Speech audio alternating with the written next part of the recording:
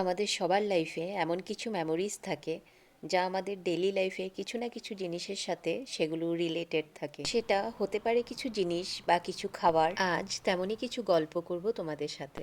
আজ ব্রেকফাস্টে বানাচ্ছি আলুর পরাঠা। আজ আমাদের ভেজ, তাই পেঁয়াজ ছাড়াই বানাচ্ছি। যেহেতু পেঁয়াজ ছাড়া তাই আলুর মশলাটা একটু স্পাইসি করে বানিয়েছি। প্রথমে তেলে আমি গোটা জিরে আর আজওয়াইন দিয়েছি। তারপর আলু মাখাটা দিয়ে ওটাতে আদা, হলুদ পাউডার, লাল লঙ্কা পাউডার, জিরে ধনে পাউডার আর আমচুর পাউডার, নুন দিয়ে মশলাটাকে ভালো করে ফ্রাই করে নিয়েছি। আর সবশেষে ধনেপাতা দিয়েছি। আর পরাঠা বানাতে আমি কিন্তু ময়দা ইউজ করছি না।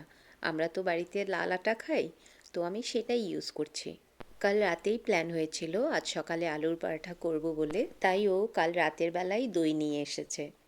আমাদের বাড়িতে জেনারেলি আলুর পরাঠা করলে দই দিয়ে খাওয়া হয় আর সস দিয়ে খাওয়া হয়। এই দই দিয়ে আলুর পরাঠা খাওয়াটা, এটা যখনই খাই আমাকে খুব করে পুরনো দিনে নিয়ে যায় আর অনেক পুরনো কথা মনে পড়ে যায়। কিছু খাবার শুধু খাবার থাকে না, সেগুলোর সাথে জড়িয়ে থাকে অনেক আবেগ, ভালোবাসা, অনেক ছোটবেলা।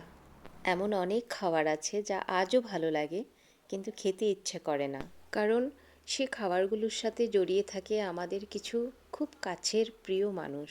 তোমরা যারা আমার কথাগুলো শুনছো, তোমরা একবার নিজের জীবনের সাথে মিলিয়ে দেখো, তোমাদের জীবনেও কিন্তু এমনটা হয়।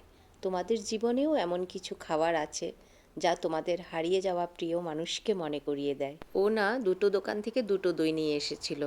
তো আলাদা আলাদা দোকান থেকে নিয়ে এসেছিল, কারণ একটাতে যদি একটু মিষ্টি কম হয় আর একটাতে একটু মিষ্টি ঠিক হবে, সেই জন্য। যখন আমরা আমাদের জীবন থেকে আমাদের প্রিয় মানুষগুলোকে হারিয়ে ফেলি, তখন সেই প্রিয় মানুষের প্রিয় খাবারগুলো, সেগুলো দেখবে আর বানাতেও ইচ্ছে করে না, খেতেও ইচ্ছে করে না। আমার লিস্টেও আছে তেমন বেশ কয়েকটা খাবার, তবুও মাঝে মাঝে বানাতে তো হয়। হয়তো নিজের জন্য না, পরিবারের বাকিদের জন্য। সসটাও ফুরিয়ে গেছিলো, সসও একটা কাল রাতের বেলায় নিয়ে এসেছে। আমি যে লাস্ট কবে আলুর পরাঠা বানিয়েছিলাম আমার কিন্তু মনে নেই। শুধু এইটুকু মনে আছে যে আমি যখন গুয়াহাটি ছিলাম তখন আমি বানিয়েছিলাম। এরপরে কবে আমি বানিয়েছি আর আমার মনে নেই। মানুষ চলে যায়, কিন্তু ওদের ছেড়ে যাওয়া স্মৃতিগুলো আমাদের সাথেই থেকে যায়। আর কিছু কিছু মেমোরিজ এমন থাকে চাইলেও ভুলে যাওয়া যায় না। তোমরা কখনো ট্রাই করে দেখবে, তোমাদের যদি তেমন কোনো মেমোরিজ থাকে, ভুলে যেতে পেরেছো কি না। যদি কেউ পেরেছো, বলবে আমাকে। কি করে পারলে সেটাও বলবে, তাহলে আমিও ট্রাই করে দেখব। গুনে গুনে 5টা পরাঠা বানিয়েছি। দুটো দেবুর জন্য, দুটো আয়ুষের জন্য আর আমার জন্য একটা। আমি জানি না ওই প্লেটটাতে আমি ওই সন্দেশগুলো কেন নিয়েছিলাম, কিন্তু সেগুলো তো কেউ খায়নি। আমি সেটা এখন দেখে ভাবছি যে কেন নিয়েছিলাম আমি। আজ তাহলে ভিডিওটা এখানেই শেষ করছি। তোমরা সকলে খুব ভালো থেকো আর নিজেদের মা বাবাদের খুব ভালো রেখো।